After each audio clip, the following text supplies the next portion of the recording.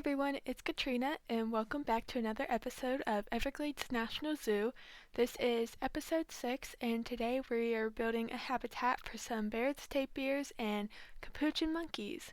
And this is just again a continuing of our Willow Grove section. It's right behind the okapi habitat, and it's very similar in style to everything we've been building recently. Again, I use a lot of rocks like I always do. I end up building this huge rock cave for the tapirs and the capuchin monkeys for their shelter, and there's also a keeper's hut in there.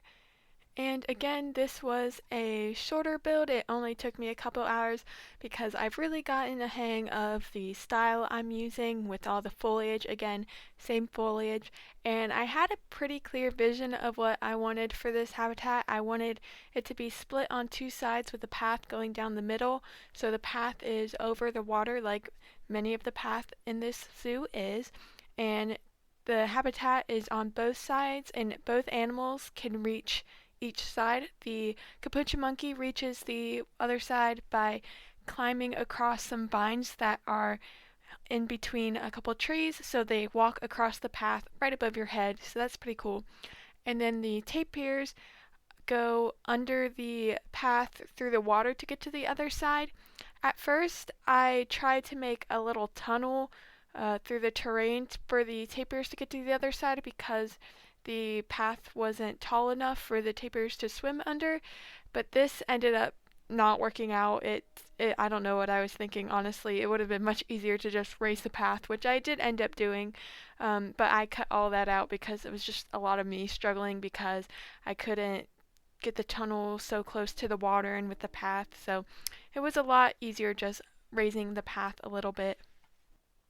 The keepers, on the other hand, unfortunately can't go to the other side because they're not going to swim through the water, obviously, and there isn't an option to have two keeper gates for one habitat, which is something I'm hoping they'll add in the future because that could be really helpful for things like this where you want them to go to the other side. And so instead, I just put some enrichment items on the other side that don't need refilling. So no food enrichment items, all toy enrichment items. And then all the food and stuff the keepers would have to reach is on the side with the cave. And then I do also add some little platforms up in the trees that the capuchin monkeys can climb up, and there's some toy enrichment items that they can play up on these platforms, and it's pretty cute watching them climb up there. Although they are pretty glitchy when they climb, they tend to do crazy jumps a lot, but that's just how the game and climbing works. So you kind of just have to get around that. It's kind of funny actually. And then next up for this zoo is I'm thinking the Bengal tiger, but that will not be next week because I believe I'm going to start the new franchise zoo next week, and the one set in Africa. It's going to be called Amani Zoo, which actually means peace in Swahili, I believe. And so I'm looking forward to starting that. No idea how it'll go. Like I said before, I've never tried franchise before, so I could completely fail, but I'm excited to try and see how it goes. So stay tuned for that.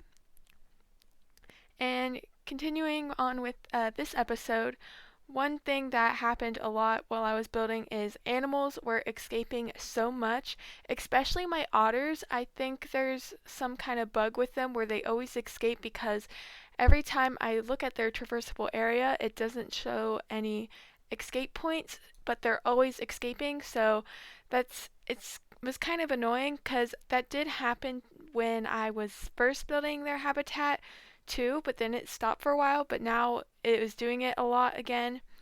But I just kind of have to wait until it gets fixed. And then the capuchin monkeys were escaping a lot in this habitat, but I just had to fix the escape points with that. And there was an escape point inside the cave with the barrier I was using, which there really shouldn't have been because realistically they wouldn't be able to climb over it because there's no place to go. It just runs into the roof of the cave. So I ended up putting some rocks where the posts were, and that stopped them. So that was just a little something that I had to deal with again. And as always, I thought I would mention a few facts about the animals, and this time we have two species. So starting with the Baird's tapir, they are native to Central America, and one of their nicknames is actually the mountain cow. And their nose is really flexible, as you probably have noticed, and that is so they can reach leaves and stems that would otherwise be out of reach.